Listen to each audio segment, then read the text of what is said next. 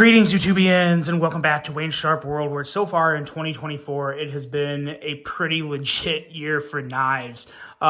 More amazing stuff coming out from all sorts of manufacturers, and I wanted to make a video kind of highlighting 5 knives that were love at first sight for me for various reasons. I didn't want to do just budget, I didn't want to do just premium, because I didn't want to put too much. I didn't want to make a bunch of videos. I wanted to just make one video. We're going to highlight some budget, highlight a couple that are a little more mid-range, and then one that's maybe a little more expensive, but 5 knives that just the moment I took them out of the box, it was love at first sight. And we're going to start this list off with this guy right here, the Civivi ExOne.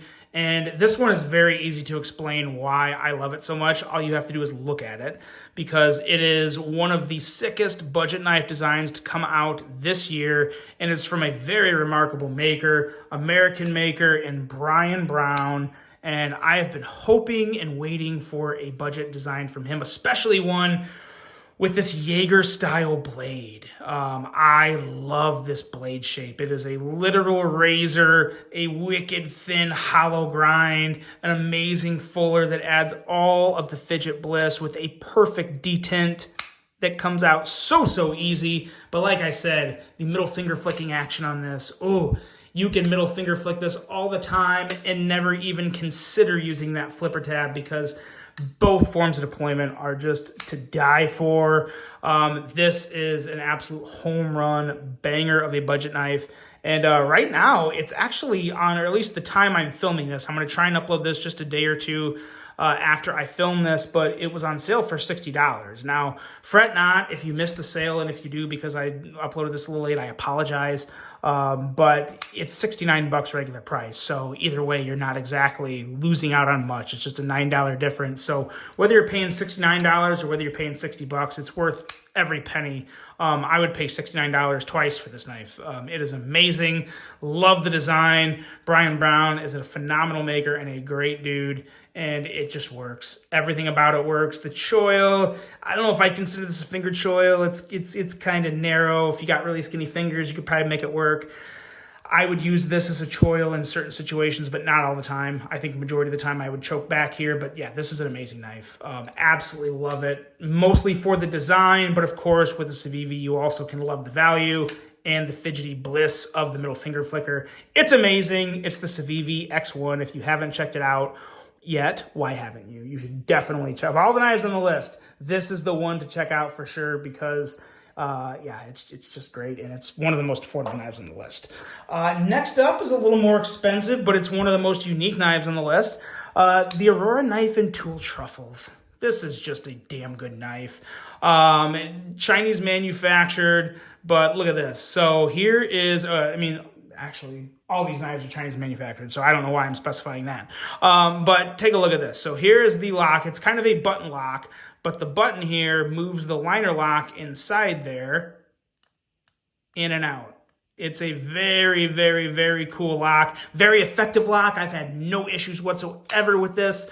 And it is a fidget beast, an absolute fidget monster. It has your front flipper, it has your blade cutout, it has your regular flipper, and it's so easy to close this blade. You get very little blade bounce. There's been very few times I've opened this knife, closed it, and the blade has bounced out when it went to go into locking position.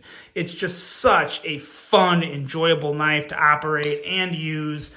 It's amazing. The design is fantastic. The grind on this thing is wicked thin. A compound grind with a flat grind at the tip, hollow grind on the belly, and just an amazing job of that. And I think S35, is it S30? Yes, it's, let's see here. Where is it? It says somewhere. Hold on a sec. I know it says somewhere. Aurora. Hold on, I'm looking an idiot. Okay, well, maybe it's not on there, but it's an S35 VN blade, take my word for it. $199 for this guy. If you're looking for something different, if you're looking for something fun, if you want to support an American designer, this is designed by a gentleman here in the States, in Colorado. Him and his wife teamed up to make Aurora knife and tool, and it's fantastic. So definitely look into this. Of course, the information will be linked below. Yeah, really, really good one. The Aurora knife and tool truffles. Next up here, one that I wasn't expecting to love at first sight. Yeah, to love it. I don't know why that sounded weird. I thought I'd like it. I was expecting to like it, but this guy right here, the Artisan Cutlery Prime. There is something so simple and so unique about this knife. It's just that good. It's an amazing combination of uniqueness, I think mostly just with the blade shape, the little dip here, and the handle. Again, simple, not a lot going on, but I can't think of anything that really reminds me of it. So that's why I kind of call it unique, but I just really enjoy it. It has incredible action with the thumb studs, and that is really that's maybe the one thing people may not love about it is the thumb studs are the only form of deployment, but you can regular flick and middle finger flick, and both deployment methods work really, really well. Has a nice strong frame lock for the locking mechanism, a very, very nice pocket clip that aids the ergos of this guy so well. This feels absolutely excellent in the hand, coming in at $199. It's just a very good, like, mid-level knife, I guess. 150 to 200 is probably around there. Maybe 100 to 200 is that mid-level range for me. It's really hard because you get close to 100, and then there's a lot of knives under 100 that are as good or better. So I guess I kind of have that line somewhere around like maybe 130 to 200, something like that. But I would consider this kind of mid-level pricing, but an excellent knife at the price, very smooth, very good quality, excellent micarta, and just a really good-looking knife. Again, no real issues with it. There's nothing I can say about it that I don't like. So yeah, just a really, really good job from Artisan Cutlery on this one. The Prime is Prime. It's really, really good. So yeah, definitely worth trying. Love that right out of the box. Next up, the most expensive knife on the list, but still one that really had me oohing and on and giggling. This here is the Jack Wolf Knives Benny Bolster Lock. This is, like, a lot of people would put this right up there with the Gunslinger Jack, and I would too. We're talking $349 for this knife, so it is not cheap, but it is available. You can get it. It's in stock, and in terms of premium front flippers this year, easily one of, if not the best right here. Really, really nice, clean bolster lock. Love the combo here of the white Storm Fat Carbon, and then the stonewashed blade. A lot of times you're going to be getting a satin blade out of Jack Wolf knives, but this one here, they did somewhat of a unique, or not unique, but a not so normal stonewash. You don't usually see stonewashes on their knives, so I was nice to see that. And then kind of a darker, heavy stonewash on the bolster and clip here. So just a really, really nice neutral setup, but still something that pops. Like, even though it's white, the colors and the carbon fiber still pop, still looks really good. Awesome ergos. I do like the ergos on this more than the Gunslinger Jack. The blade is nice. It's not like razor thin. I think we're talking like 20 thousandths, 21 thousandths behind the edge on this. So a little thicker behind the edge than your normal Jack Wolf knife. But with that being said, it's a little more of a harder worker of a knife, I think. I think this is more of a tank of a user, as to where a lot of other Jack Wolves are more just, typical common EDC slicing tasks. This is something I think you can work a little harder with. So really do like this. Love the fidget factor. Middle finger flick is fantastic. The clickiness is so good. Ooh, so good. So good. Listen to this. Oh, so satisfying. I love the Benny Bolster Lock. It is pretty easily my favorite Jack Wolf knife. I can now say this. It is, I would put it ahead of the Gunslinger Jack. It was love at first sight, and it's actually even grown on me a little more since then. So that's the Benny from Jack Wolf Knives. In stock, expensive, but definitely worth checking out.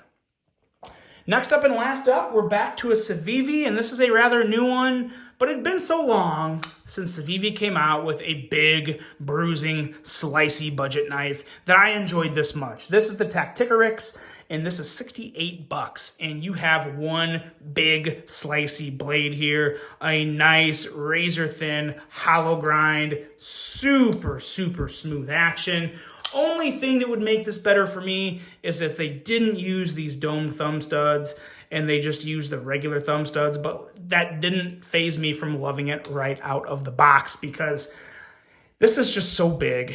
and so good looking with such a good detent. It was hard not to just fall in love with it right away. Again, for $68, you can't go wrong. It's ridiculous how good Civivi is at their price range. This is just the latest and greatest version of big options from Civivi, but I would put this up there as easily one of the best. And for the record, I think I said this in the review, maybe I don't think I did actually. I think I hinted that maybe I was getting there. I do like this more than the Praxis. So yes, I know the Praxis has been around for quite a while. It's still a great knife, but for me, as a matter of fact, let's see here. The Tacticorix, look how much bigger the Tacticorix is compared to the Praxis. So considerably bigger, just an awesome knife. This thing is a budget banger for me. So happy Civivi came out with it. And that's it, guys. Those are 5 knives from this year that I have fallen in love with. Let me know what knives were those for you, because I'm sure all of us have bought more than one knife this year. Obviously, I do get a lot of knives sent to me, but I have bought easily over 12 knives this year. And yeah, I'm not ashamed to admit that because I love knives. But that's it, guys. Let me know what you think of this. Do these knives or any of these knives make your list, or what knives would you add to this list that you fell in love with right out of the box? Really hope you guys enjoyed this one. Hope you have a great rest of your day. And until the next one, I'm out.